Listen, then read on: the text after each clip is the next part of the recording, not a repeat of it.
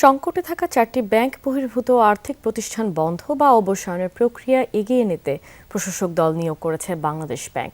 4 প্রতিষ্ঠানের প্রতিটিতে একজন করে অস্থায়ী প্রশাসক এবং 2জন করে সহযোগী প্রশাসক নিয়োগ দেওয়া হয়েছে, যাদের সবাই বাংলাদেশ ব্যাংক কর্মকর্তা। আজই প্রশাসক দল দায়িত্ব গ্রহণ করবেন। 4 প্রতিষ্ঠান হলো Aviva finance, FAS finance, far east finance এবং international leasing and financial services. এর আগে বাংলাদেশ ব্যাংক 5টি আর্থিক প্রতিষ্ঠান অবসানের সিদ্ধান্ত নিয়েছিল। পঞ্চম প্রতিষ্ঠানটি হলো peoples leasing and financial services. আদালতের আদেশ না পাওয়ায় এই আর্থিক প্রতিষ্ঠান নিয়ে সিদ্ধান্ত হয়নি। এর আগে বাংলাদেশ ব্যাংক জানিয়েছিল বন্ধের আগে প্রশাসক নিয়োগ করে আমানতকারীদের অর্থ ফেরতের উদ্যোগ নেওয়া হবে।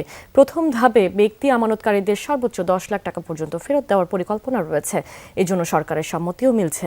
এসব প্রতিষ্ঠানের খেলাপি ঋণের হার 93 থেকে 100%।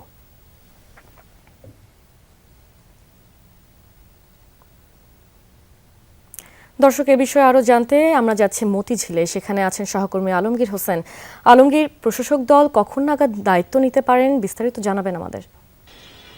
রুহি, আপনি যে নিউজটি পড়ছিলেন যে 4টি প্রতিষ্ঠানকে অকার্যকর ঘোষণা করে প্রশাসক নিয়োগের যে প্রজ্ঞাপন গতকাল রাতে দেওয়া হয়েছে, মূলত কালকে থেকেই তারা দায়িত্ব নিয়েছেন। আজ হয়তো তারা আনুষ্ঠানিকভাবে সব প্রতিষ্ঠানের যে দায়িত্ব বুঝে নিয়েছেন এর মধ্যে। এবং আমরা বাংলাদেশ ব্যাংকের সাথে এই বিষয়ে কথা বলেছিলাম। তারা বলেছিলেন যে 4 জনকে প্রশাসক নিয়োগ দেওয়া হয়েছে এবং 2 জনকে সহকারী প্রশাসক নিয়োগ দেওয়া হয়েছে। যে 4 প্রতিষ্ঠানে তারা আজকে সবাই দায়িত্ব বুঝে নিয়েছেন এরই মধ্যে। এবং আপনি জানেন যে এই প্রতিষ্ঠানগুলোকে আসলে অবসায়নের আগে কিন্তু এগুলোকে ঘুরে দাঁড়াতে পারবে কিনা সেই বিষয়ে ব্যাপক পর্যালোচনা হয়েছে এবং সেখানে দেখা গেছে এই প্রতিষ্ঠানগুলো আসলে আর কোনোভাবেই সক্ষম করে তোলা সম্ভব নয়, যে কারণে শেষ পর্যন্ত এই 4 প্রতিষ্ঠান আসলে অবসায়ন করা হলো। আরেকটি প্রতিষ্ঠান হয়তো আদালতের আদেশ পেলে সেখানে পিপলস লিজিংয়ে প্রশাসক নিয়োগ দেওয়া হবে। এই তালিকায় কিন্তু আরও 4টি প্রতিষ্ঠান রয়েছে যাদেরকে 3 মাস সময় দেওয়া হয়েছে। এই সময়ের মধ্যে ঘুরে দাঁড়াতে না পারলে এই প্রতিষ্ঠানগুলোকে আসলে প্রশাসক দিয়ে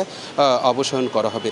এখন আসলে এই প্রশাসক নিয়োগের পরে সবচেয়ে যে বড় প্রশ্নটি সামনে এসেছে সেটি হচ্ছে টাকা। আসলে এইসব প্রতিষ্ঠানে যেসব আমানতকারীদের টাকা আটকে আছে তারা আসলে কবে নাগাদ এই টাকা ফেরত পাবেন।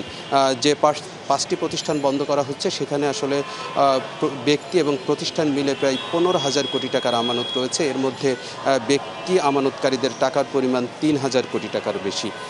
এই টাকা পরিশোধের জন্য বাংলাদেশ ব্যাংকের সরকারের পক্ষ থেকে একটি তহবিল দেওয়া হচ্ছে। সেখান থেকে আসলে ব্যক্তি আমানতকারীদের এই টাকা ফেরত দেওয়া হবে। সেজন্য একটি স্কিম প্রণয়ন করা হবে। সেই কাজটি আসলে বাংলাদেশ ব্যাংকের যে ব্যাংক রেজুলেশন ডিপার্টমেন্ট রয়েছে তারা সেই কাজটি করছে। প্রাথমিকভাবে যাদের 10 লাখ টাকা পর্যন্ত আমানত আছে তারা পুরো টাকাই ফেরত পাবেন এবং যারা এর চেয়ে বেশি আমানত রেখেছেন এই প্রতিষ্ঠানে তারা আসলে কিন্তু পুরো টাকাটা হয়তো ফেরত পাবেন না, তাদের সেই আমানতের থেকে কিছু টাকা কম পাবেন। এবং প্রতিষ্ঠান এবং ব্যাংক এবং অন্যান্য আর্থিক প্রতিষ্ঠান থেকে ঋণ নিয়েও কিন্তু এইসব প্রতিষ্ঠানগুলো পরিচালিত হয়। তাদের টাকা ফেরত পাওয়ার বিষয়টি নির্ভর করবে আসলে এইসব প্রতিষ্ঠানগুলো যেসব খেলাপি রয়েছে এইসব প্রতিষ্ঠানে সেগুলো আদায় এবং এসব প্রতিষ্ঠানে যেসব সম্পদ রয়েছে সেটি বিক্রি করার পরে যে টাকাটি পাবে সেটি আসলে আনুপাতিক হারে এইসব প্রতিষ্ঠানগুলোকে এবং যেসব ব্যাংক থেকে ঋণ নিয়ে কার্যক্রম পরিচালনা করেছে তাদের সেই ঋণ পরিশোধ করা হবে। তো আমি আসলে বাংলাদেশ ব্যাংকের কাছে জানতে চেয়েছিলাম যে কবে নাগাদ আসলে আমানতকারীদের টাকা ফেরত দেওয়া হতে পারে। তারা যেটি জানিয়েছেন যে তাদের স্কিমটা রেডি হলে হয়তো এই মাসের শেষের দিকেই হয়তো আমানতকারীদের অর্থ ফেরত দেওয়া শুরু হবে। রুহি। আলমগীর, আপনাকে ধন্যবাদ।